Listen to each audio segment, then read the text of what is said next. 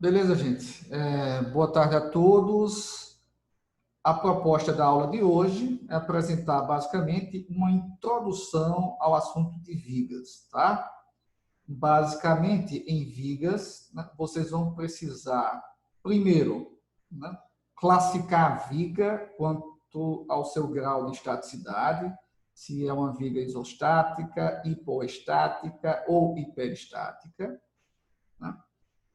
Aprender como desenhar um modelo de cálculo, né, ou como representar a viga utilizando o modelo de cálculo, avaliar reações de apoio, né, e também avaliar esforços internos solicitantes e desenhar os diagramas desses esforços, tá bom? Nas videoaulas já disponibilizadas no site da disciplina, vocês vão ter a oportunidade de assistir aulas dedicadas basicamente a encontrar ou avaliar reações de apoio, esforços internos solicitantes e também desenhar os diagramas de esforço interno, certo? Na aula de hoje, que é uma aula remota, o nosso intuito é basicamente apresentar o assunto, ou introduzir o assunto, assim como alguns conceitos que serão importantes para essas videoaulas, certo? Então, me permita aqui compartilhar a apresentação em PowerPoint. Todos estão vendo a apresentação em PowerPoint? Eu tô. Maravilha. Ok, o assunto é vigas. Aqui vem o conceito de vigas. Vigas são basicamente membros estruturais projetados para suportar cargas que são geralmente aplicadas perpendiculares aos seus eixos. Tá? Então, diferentemente do assunto de cabos, né, e de treliças, vão surgir nas vigas outros tipos de esforços internos, além do esforço normal. Tá? Vão surgir esforço cortante e momento fletor. Isso porque o elemento de viga, além dele estar sujeito ao alongamento ou encurtamento, ele também estará sujeito, e diferentemente do cabo, ele apresenta alguma rigidez, né, ao encurvamento, né, assim como a distorção. Então, como o elemento de viga apresenta uma rigidez ao encurvamento ou a distorção, na verdade, ele é projetado para que esse encurvamento, essas distorções, não sejam visíveis a olho nu. Então, como a viga ela apresenta uma rigidez, né, a tendência de encurvamento ou distorção vão surgir nas vigas esforço cortante e momento fletor. Tá? Esses esforços serão avaliados, né, assim como também representados por meio de diagramas, nas videoaulas que estão disponíveis no site da disciplina. Tá? Em geral, as vigas são longas e retas e possuem uma área transversal constante, ou seja, são elementos prismáticos com área transversal constante. Aqui eu mostro dois exemplos, né? Uma estrutura metálica, né, e uma viga, né? Deixa eu destacar aqui, uma viga que compõe, né, a estrutura de um caminhão, tá? Essa viga, ela está sofrendo, né, solicitações ou ações, carregamentos que atuam perpendicular ao eixo da viga, tá bom? Então, assim como esses elementos aqui horizontais, né? E isso aqui é uma viga, né, que se encontra na horizontal, geralmente é o caso das vigas. Essa também. Esse elemento na vertical aqui não é uma viga, é uma coluna, tá? A viga aqui dessa estrutura desse caminhão é esse elemento que eu estou aqui destacando, tá? Normalmente, as vigas são classificadas de acordo com a forma, né, em que elas são apoiadas, tá? Aqui eu tenho um caso de uma viga simplesmente apoiada, tá? eu tenho um apoio do segundo gênero aqui na esquerda, que impede deslocamentos na horizontal e na vertical, mas deixa livre para o giro, né? Para a rotação. E aqui à direita, né? Aqui à esquerda eu tenho uma articulação, apoio do segundo gênero, e à direita eu tenho um rolete, né? Que impede o deslocamento apenas na vertical, não impede o deslocamento na horizontal, nem a rotação ou a tendência de giro, tá bom? Essa viga denominada simplesmente apoiada, ela apresenta quantas reações de apoio? Alguém poderia me dizer? Como vai, professor? Quantas reações de apoio essa viga apresenta? Na primeira? Sim, essa primeira viga que estou representando. 3, 2 de um lado e uma de outro. Perfeito, Mardônio. Eu tenho uma reação de apoio na vertical, impedindo o deslocamento, a tendência de deslocamento na vertical, no apoio esquerdo. Uma reação de apoio na horizontal, impedindo a tendência de deslocamento dessa viga na horizontal, né? O associado a esse impedimento de deslocamento na horizontal. E no caso do apoio do primeiro gênero, eu tenho apenas uma reação de apoio na vertical, associada ao impedimento, né, da tendência de deslocamento da viga na vertical, tá bom? Então, essa viga aqui, nós denominamos ela de viga simplesmente apoiada ou biapoiada, tá? É também uma terminologia utilizada na literatura. Essa segunda viga é uma viga em balanço. Por quê? Porque à esquerda nós temos o engaste, que impede deslocamentos na vertical, na horizontal e a rotação, tá? A tendência de rotação ou de giro. Enquanto que a extremidade livre da viga não está impedida nem de se deslocar na horizontal, nem na vertical, nem de rotacionar, tá? Então, nós dizemos que essa viga está em balanço, né? Porque todo esse trecho aqui está apoiado apenas de um lado, tá? Podendo encurvar, né? Onde na outra extremidade eu tenho o que nós denominamos de extremidade livre, tá bom? No caso dessa viga aqui em questão, quantas reações de apoio nós temos? 3. 3, exatamente isso. Uma reação na vertical, associada ao impedimento de deslocamento na vertical. Uma reação na horizontal, associada ao impedimento de deslocamento horizontal. E um momento, né, um momento que surge nesse engaste devido à tendência de giro, né, que é impedida pelo engaste, tá? Então, surge aqui uma reação de apoio que impede a viga de rotacionar nesse ponto, tá? Então, assim como a primeira, nós temos também 3 reações de apoio, tá bom? E essa terceira viga daqui, que é uma viga apoiada com extremidade em balanço, né? Ela é biapoiada com extremidade em balanço, que é essa parte daqui, que está livre, né, para se encurvar devido a essa extremidade livre à esquerda. Quantas reações de apoio tem? 3 também, igual a primeira, não é? 3 também, né? Associada ao apoio do segundo gênero, né? Que é essa articulação, eu tenho um impedimento de deslocamento na vertical e na horizontal, né? Logo eu tenho uma reação de apoio na vertical e outra na horizontal. E o rolete, que é um apoio do primeiro gênero, né? Associado ao rolete, eu tenho uma reação de apoio na vertical que impede o deslocamento na vertical. No caso do engaste, né, eu tenho um apoio chamado do apoio do terceiro gênero. Não é uma questão apenas de coincidência, né? No apoio do primeiro gênero, nós temos apenas o impedimento, né, de deslocamento ou rotação, logo uma única reação de apoio, enquanto no apoio do segundo gênero eu tenho 2 impedimentos, né, logo 2 reações de apoio associadas. E no caso do engaste, eu tenho 3 impedimentos, logo 3 reações de apoio associadas ao engaste, denominado, por essa razão, apoio do terceiro gênero. Tá bom? Todos os 3 casos aqui apresentam 3 reações de apoio, 3 impedimentos de deslocamento ou rotação.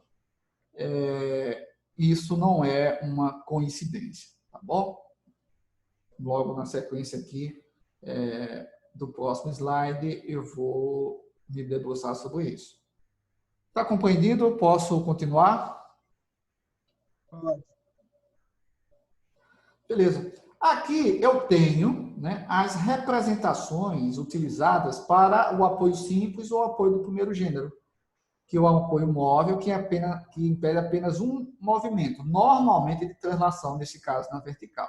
Então, esse rolete, geralmente, nós utilizamos no modelo de cálculo essa representação daqui, com a presença de uma rótula, né, significando que temos aqui uma liberdade para o giro ou rotação nesse ponto, e esses dois roletes que mostram ou ilustram que esse apoio tem uma liberdade de deslocamento na horizontal, tá bom?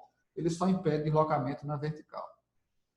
Já essa segunda opção é um apoio duplo, apoio do segundo gênero, também denominado articulação ou rótula, que é um apoio fixo que impede dois movimentos, normalmente permitindo apenas o de rotação. Então, essa articulação aqui, a representação dela no modelo de cálculo é essa aqui, né? Que mostra claramente que há um impedimento de deslocamento na vertical e na horizontal, e a presença da rótula mostra que eu tenho, né, que essa representação, né, circular, a rótula mostra que eu tenho a possibilidade de giro, né, livre, sem nenhum impedimento. O apoio do terceiro gênero ou engastamento, impede os três movimentos, tanto os dois de translação, vertical e horizontal, como o de rotação. A representação do engaste se dá dessa forma no modelo de cálculo, tá? Enquanto à esquerda eu tenho representações desses apoios, geralmente exploradas no livro do Hibbeler, né? À direita eu tenho os modelos de cálculo que são explorados aqui na solução das questões ou dos problemas, tá? Ou seja, o modelo de cálculo tem o intuito, basicamente, de facilitar a representação da viga, tá bom? Ok? No modelo de cálculo, a viga ela é representada por uma linha, que seria basicamente o seu eixo. Ok, antes de continuarmos aqui, eu gostaria de fazer uma breve discussão, né, aqui no quadro, mostrando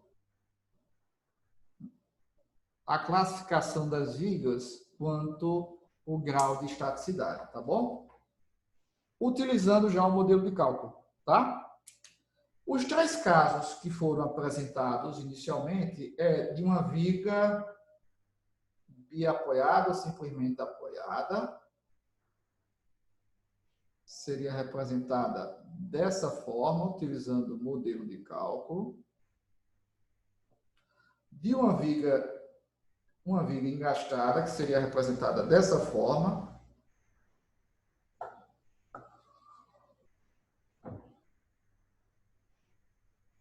utilizando o modelo de cálculo, e, finalmente, a viga com uma extremidade biapoiada, com extremidade em balanço, que é aquele último caso, que no nosso modelo de cálculo seria isso daqui.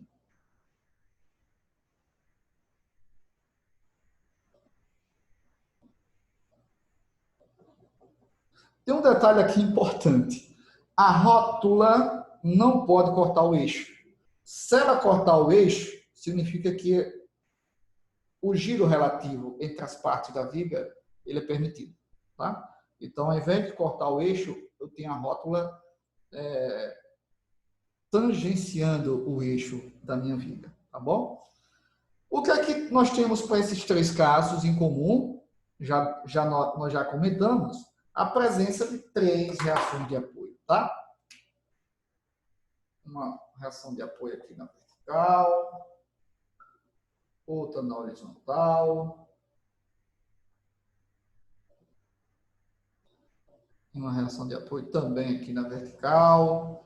Eu tenho uma reação de apoio na vertical aqui, uma na horizontal, né? Uma impedindo deslocamento na vertical e outra na horizontal, e o momento, que vai impedir a tendência de giro nesse ponto.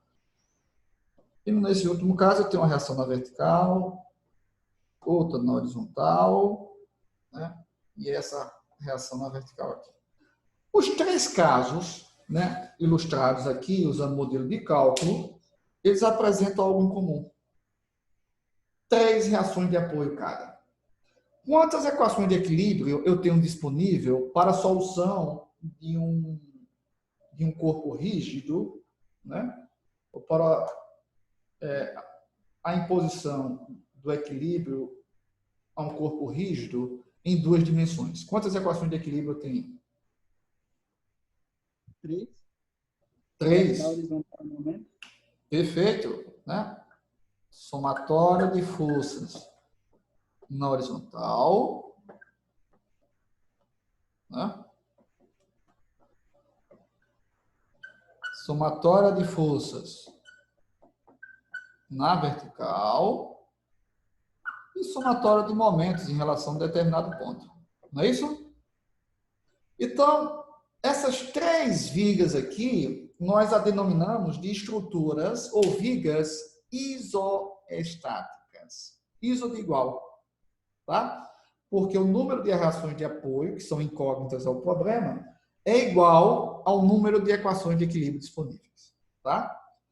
No entanto, um conceito mais cuidadoso de estrutura isostática é que o número de vínculos é igual ao mínimo necessário para garantir o equilíbrio estável da estrutura. No caso aqui, o equilíbrio estável da viga.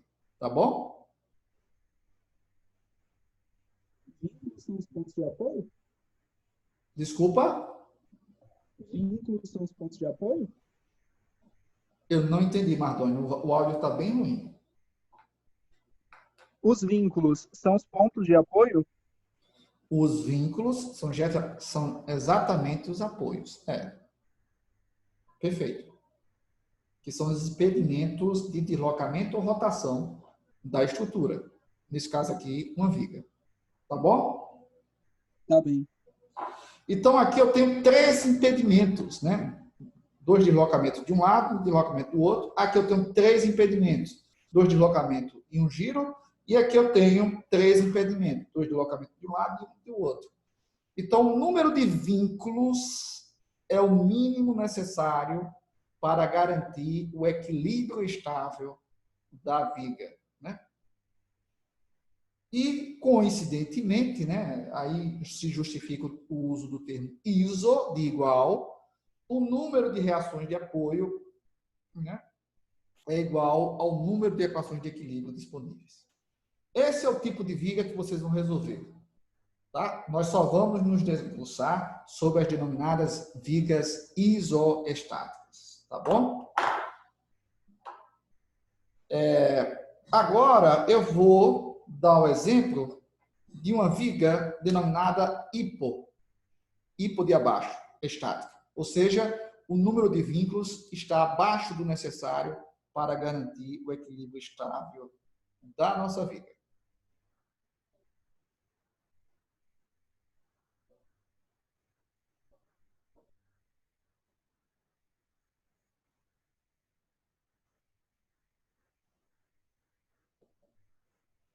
Essa viga aqui nós denominamos de hipoestática. Quantas reações de apoio tem aqui?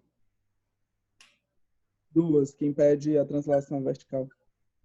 Exatamente. Perceba que, no caso dessa viga, eu posso ter a presença de um único carregamento ou de uma única força que atua na vertical. Sendo assim, o equilíbrio dessa viga é possível. No entanto, não é um equilíbrio estável. Por que não é um equilíbrio estável? Porque a quantidade de vínculos não é igual ao mínimo necessário para garantir o equilíbrio estável da nossa viga. E por que ele não é estável? Ele é um equilíbrio instável, porque se durante a vida, né, útil da nossa viga ocorrer uma ação ou uma força na horizontal, a viga vai se mover, porque não há nenhum vínculo, né, nenhum impedimento de deslocamento para essa viga na horizontal. Tranquilo? Tranquilo. Então, o equilíbrio, nesse caso, ele é possível, mas ele é instável. Então, não é de interesse na análise estrutural. Tá? Um outro exemplo de uma viga hipoestática.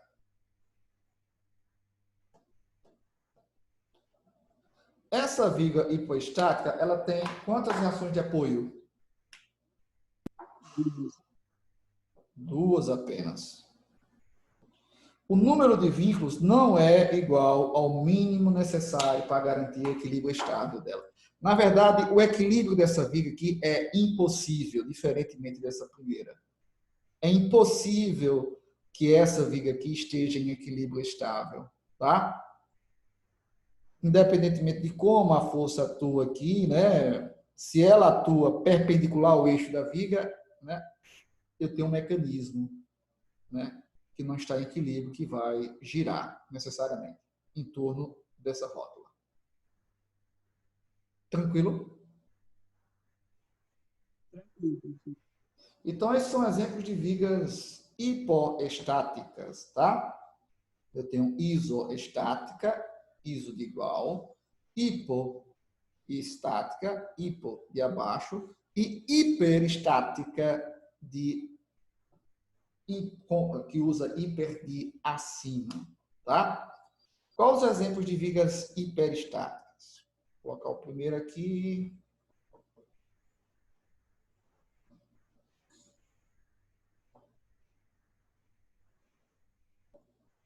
Quantas reações de apoio eu tenho nessa viga? 4. 4, né?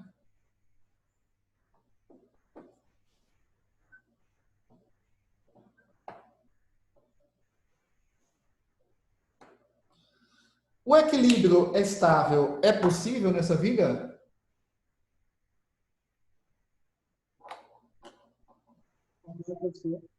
O equilíbrio estável é possível nessa viga? Ela está totalmente estável, então? Desculpa, Mardoni, se você puder se aproximar mais do microfone, eu agradeço. É porque eu estou sem fone. Eu estou dizendo, ela está totalmente estável, não está, não? Certamente mais estável, inclusive, do que essa. É. Por quê? Porque ela tem um vínculo a mais do que o minimamente necessário. Tá? Então, por isso que a denominação é hiperestática, né? Hiperestática, utiliza o prefixo hiper, de acima, né? Então, o equilíbrio é possível para essa viga. No entanto, as reações de apoio, elas não são totalmente definidas por condições de equilíbrio, impondo o equilíbrio, por condições de equilíbrio. Por quê? Porque eu tenho apenas 3 equações de equilíbrio disponíveis e 4 incógnitas. A quarta incógnita necessariamente precisa considerar aspectos associados à deformação da viga, como ela se deforma, enfim. Existem metodologias apropriadas,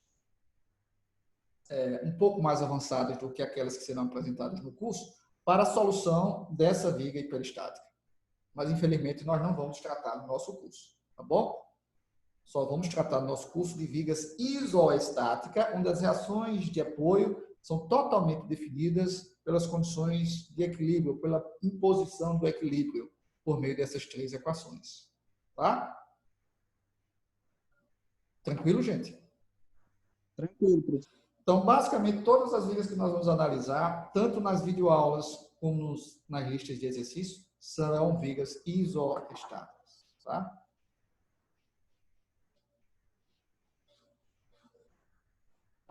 Beleza. Um outro exemplo de viga isoestática é isso aqui. Quantas reações de apoio eu tenho? 4. 4. Uma na vertical aqui, uma horizontal, um momento, e essa aqui na vertical, tá? Então, eu tenho 4 reações de apoio, o que supera o número de equações de equilíbrio disponíveis. Na realidade, essa viga tem um número de vínculos que excede o mínimo necessário para garantir o equilíbrio estável da mesma. Tá?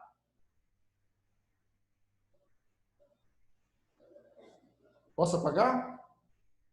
Pode.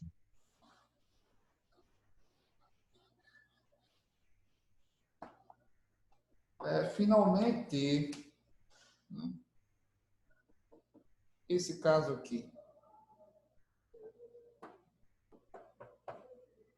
Quantas reações de apoio tem nesse caso? 4 reações de apoio. 3 de um lado e uma do outro. Não. Nessa daqui. Ah, 5. 5. Uma reação na vertical, uma reação na horizontal, um momento fleitor, uma reação na vertical e outra reação na horizontal. 5. 2 além do necessário para garantir o equilíbrio estável da minha viga. Tá?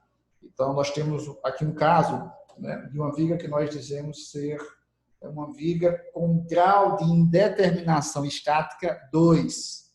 Por que grau de indeterminação estática? Porque a partir das equações de equilíbrio só temos condições de encontrar 3. Temos 2 reações a mais. Tá?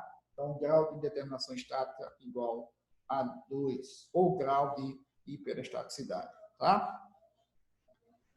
Para finalizar essa discussão, eu vou apresentar aqui um exemplo interessante.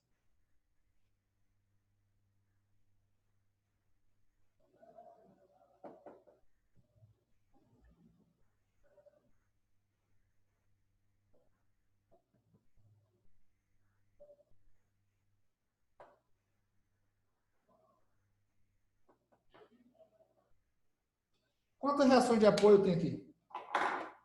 3. 3. Né? 3 reações de apoio na vertical. V, V' e V duas linhas. Né? 3. Aí, né, o desatento pode dizer, não, se eu tenho 3 reações de apoio, tenho 3 equações de equilíbrio disponíveis, né? Minha viga, no caso aqui, seria isostática. Mas não é. Porque esses vínculos não garantem o equilíbrio estável da nossa viga. Tá? Se houver qualquer ação aqui na horizontal, ela vai se deslocar na horizontal. Tá bom? Além disso, a equação de equilíbrio somatório de forças na horizontal, ela não vai nos servir basicamente para nada e nem sequer pode ser satisfeita caso eu tenha uma componente de força atuando na viga na horizontal. Então, o somatório de força na horizontal não tem como ser nulo. Tá? Então, a equação do somatório de força na horizontal ou não é satisfeita ou ela não vai permitir encontrar V, B' e V duas linhas, porque não envolve nenhuma dessas reações de apoio. Tá bom? Então, esse caso aqui é de uma viga hipoestática.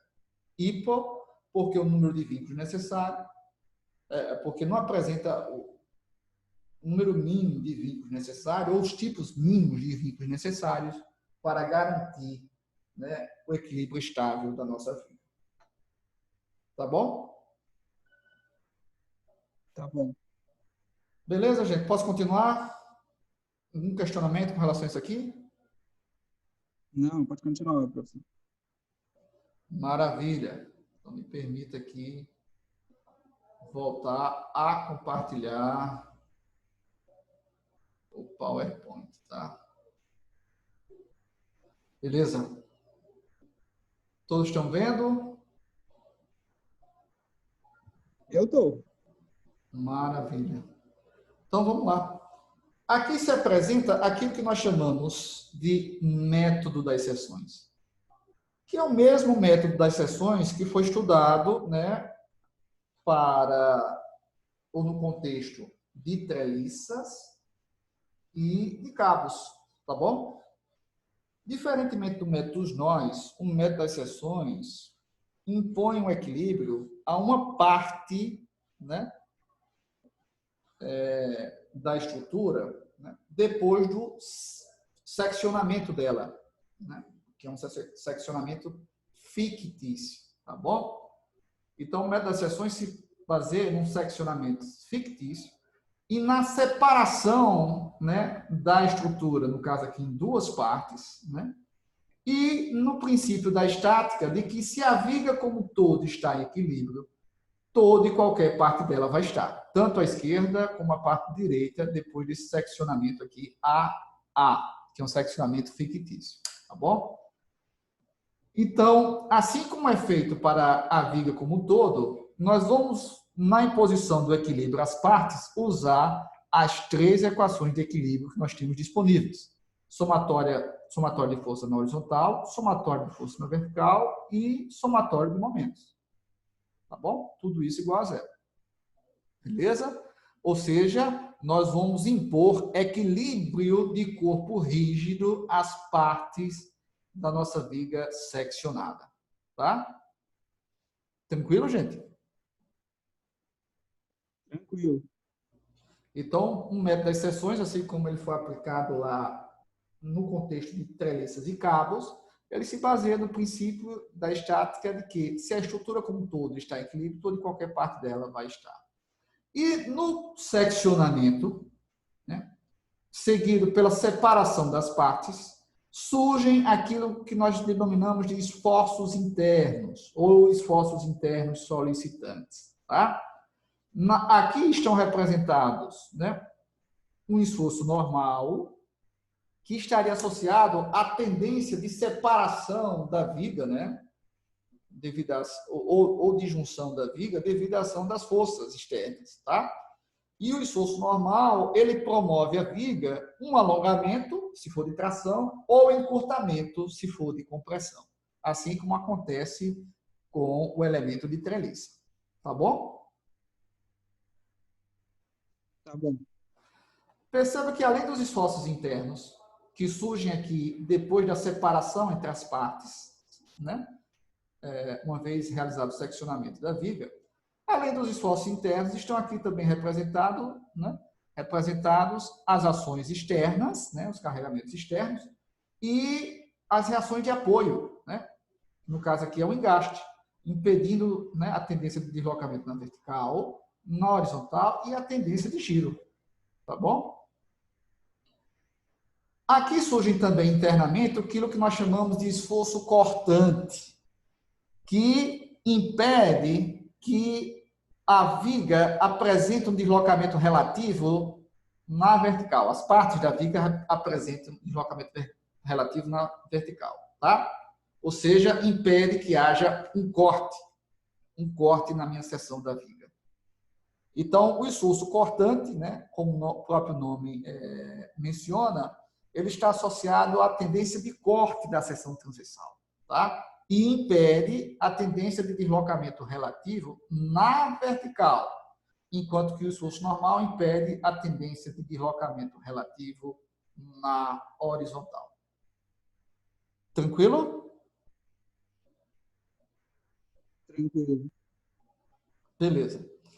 Além da tendência ou da possível tendência de alongamento ou encurtamento da nossa viga, que estaria associada ao esforço normal, ou tendência de corte, né, ou de distorção, promovida pelo esforço cortante,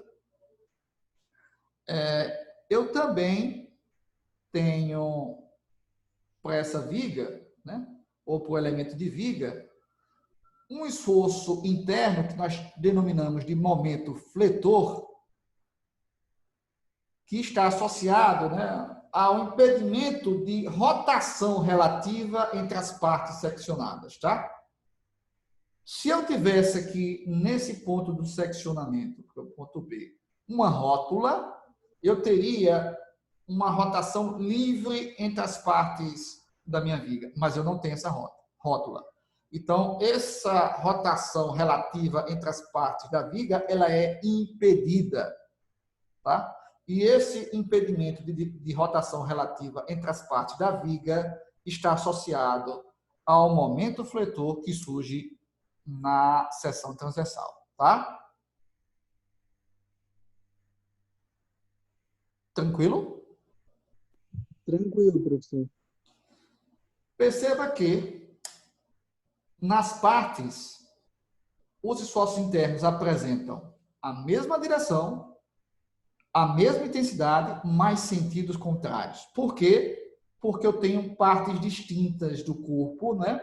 Onde atuam o par ação e reação, que apresentam a mesma intensidade, mesma direção, mas sentidos contrários, tá bom? E aqui eu já estou utilizando a convenção positiva dos esforços internos. E aqui surge um aspecto bastante interessante da análise de esforços internos de vigas no plano, ou análise bidimensional de esforços internos de vigas, né? Eu tenho 3 esforços internos, né? Surgem aqui 3 esforços internos. Então, quando eu imponho um equilíbrio à parte direita ou à parte esquerda, né? Eu vou precisar apenas de 3 equações, que são as 3 equações de equilíbrio no plano, que seria o somatório de forças na horizontal, somatório de forças na vertical e somatório de momentos igual a zero, né? Tudo isso igual a zero, no caso de momento em relação a determinado ponto da minha estrutura. Tá? Então, o número de esforços internos que surgem na análise de vigas coincide com o número de equações de equilíbrio disponíveis. Né? No caso aqui do análise 2D, análise no plano, eu tenho 3 esforços internos e 3 equações de equilíbrio disponíveis. Tá? Um aspecto interessante do método das seções, tal como foi ilustrado para treliças e será ilustrado na solução de vigas, que tanto faz você impor o equilíbrio à parte direita como à parte esquerda, que os valores que vocês vão obter para o esforço interno solicitante serão exatamente os mesmos. Tá bom? Tá bom. Tá claro isso aí, gente? Alguém tem alguma pergunta sobre esse tópico aqui? Ficou claro, professor. Maravilha, Carla. Podemos continuar?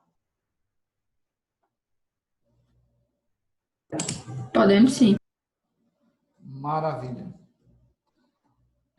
Aqui eu tenho representados os esforços internos para o caso de uma análise bidimensional ou no plano, né? Análise em 2 dimensões, e os esforços internos que surgiriam no caso de uma análise tridimensional, tá? Ou análise no espaço, tá bom?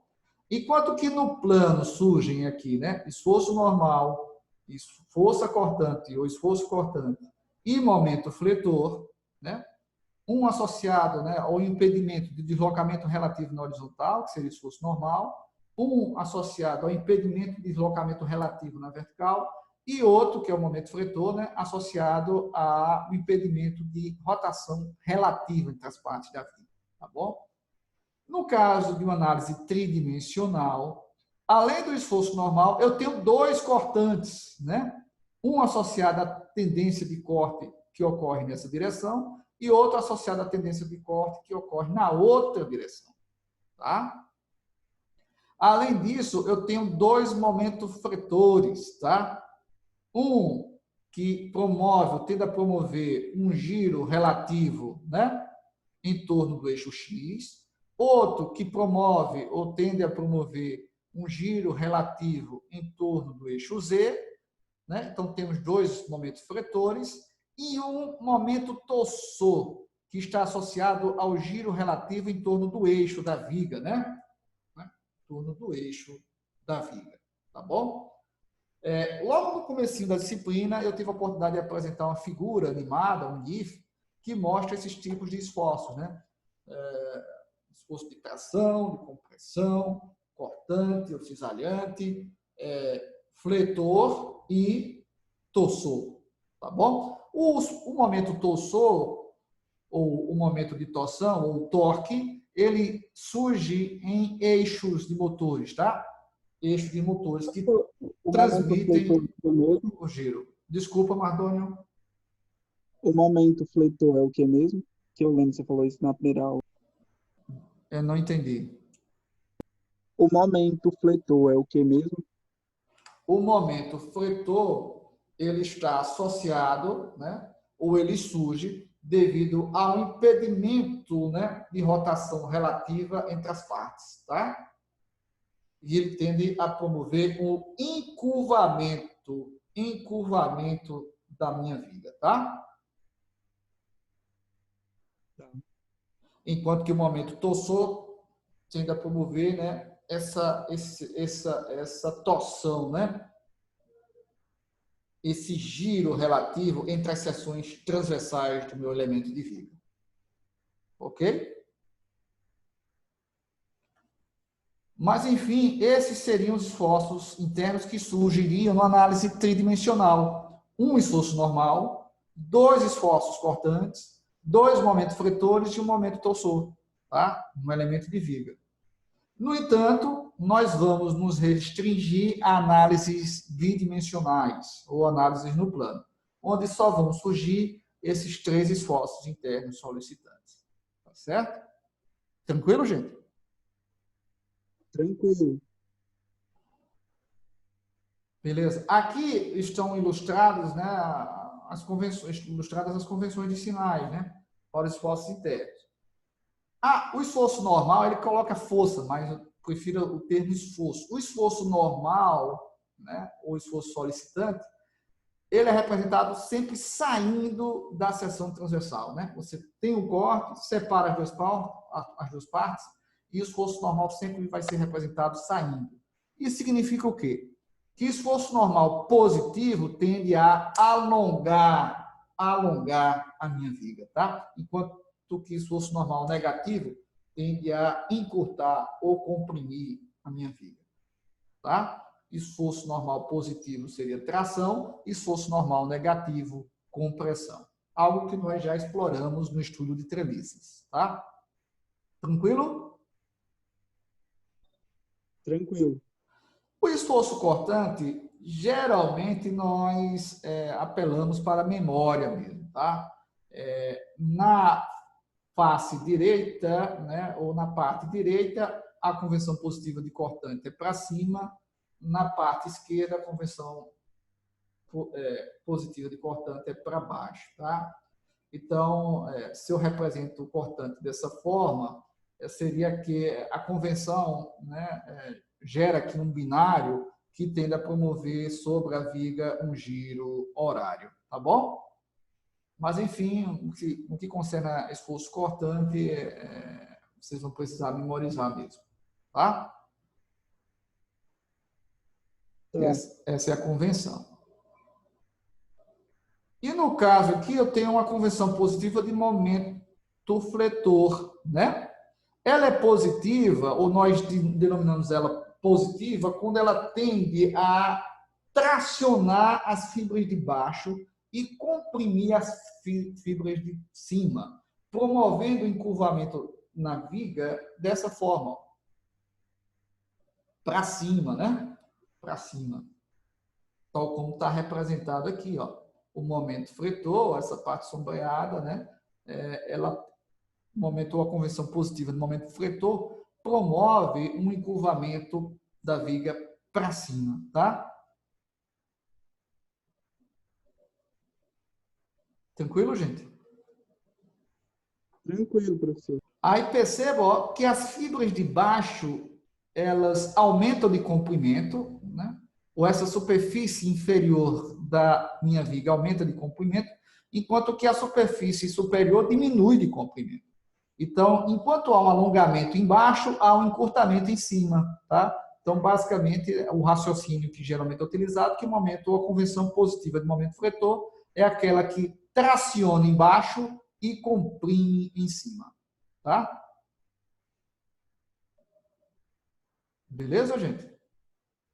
Beleza. Então, continuando, né?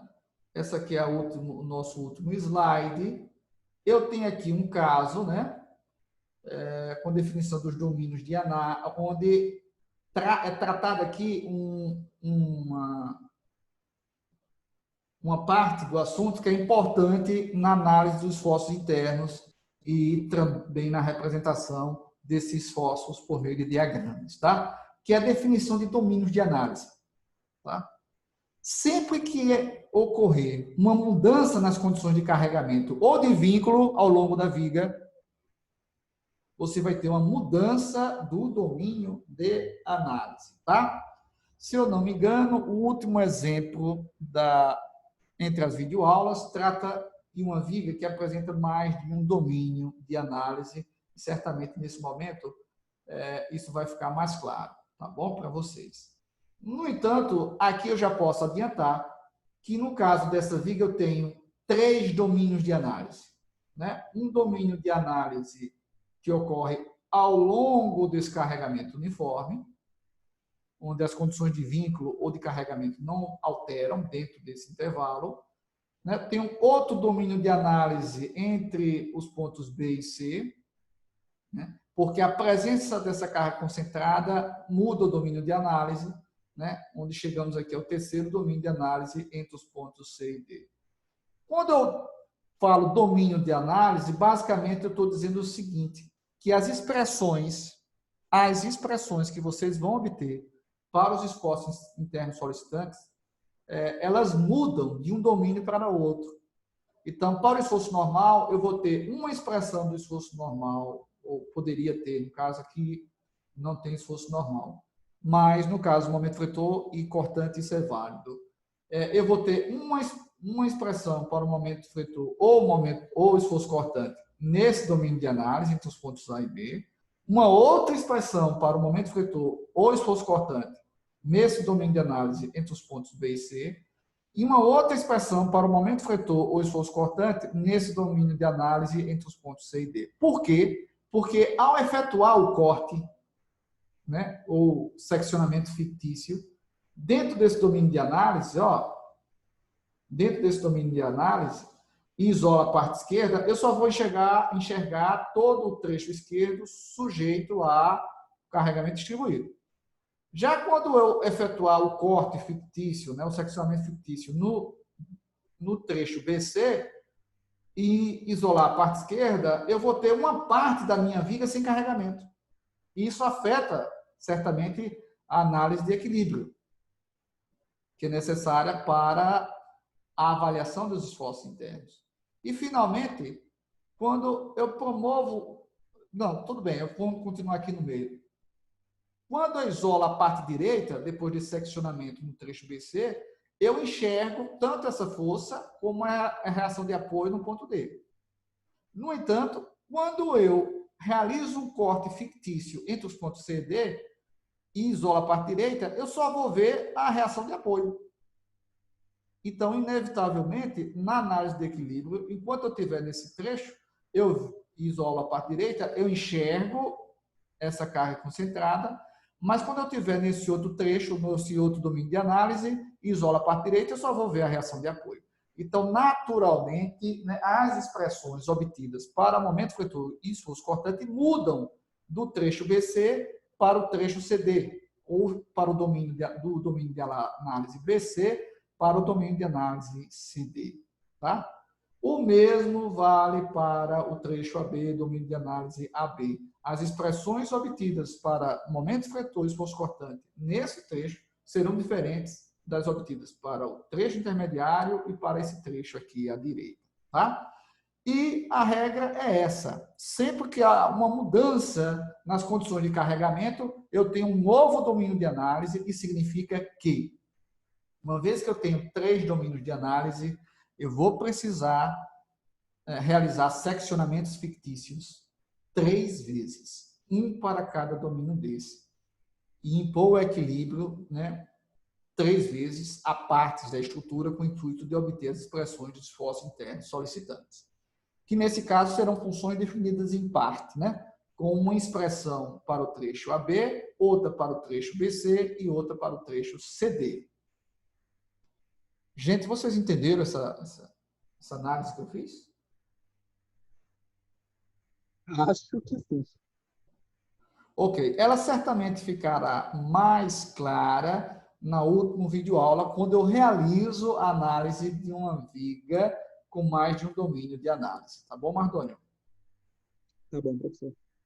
Ainda estamos, assim, numa parte introdutória da disciplina que não deixa essa questão dos domínios de análise ou a necessidade de termos mais de um domínio de análise de forma tão clara, tá? Mas basicamente a regra é essa. Toda vez que a condição de carregamento mudar, né, ou se no trecho eu tenho um carregamento distribuído, ele deixa de existir, eu tenho um outro domínio de análise, tá? Esse carregamento distribuído deixou de existir a partir do ponto B. Então, entre B e C eu já tenho outro domínio de análise, porque a condição de carregamento mudou. E na presença de uma carga concentrada ou de um apoio intermediário. Se eu tiver um apoio intermediário, eu vou ter uma reação de apoio associada. Então, essa reação de apoio, ela cumpre uma função semelhante a essa carga concentrada e faz com que o domínio de análise mude. Pode falar, Mardoni, por favor.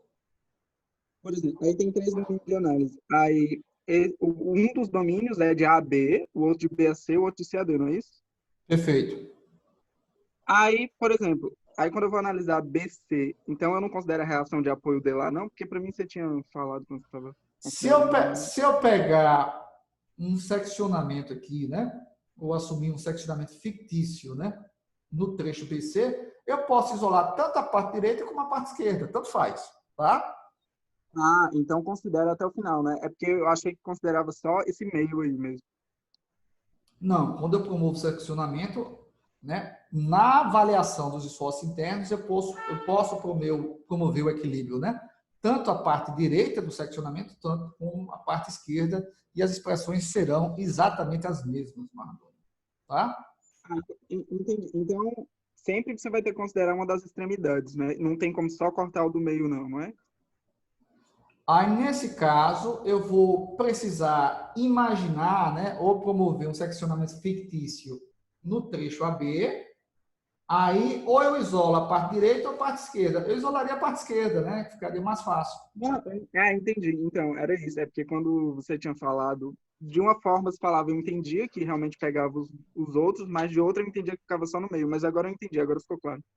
Tá? Então, quando eu promovo o seccionamento, né, fictício no trecho AB, ou no domínio AB, eu acho que seria mais conveniente impor o equilíbrio à parte esquerda, né? Onde eu só enxergo essas reações de apoio e uma parte do carregamento distribuído. Tá? Se eu isolar a parte direita, eu vou enxergar uma parte do carregamento distribuído, um trecho sem carregamento, a força concentrada e essa reação. Tá? Enfim, não seria uma escolha interessante. Quando eu promovo o seccionamento a esse trecho intermediário, ou o domínio de análise BC, eu posso isolar tanto a parte direita como a parte esquerda. Eu acho que a diferença não é tão grande, né, em termos de complexidade para o trecho intermediário. Tá bom? Então, aí fica opcional.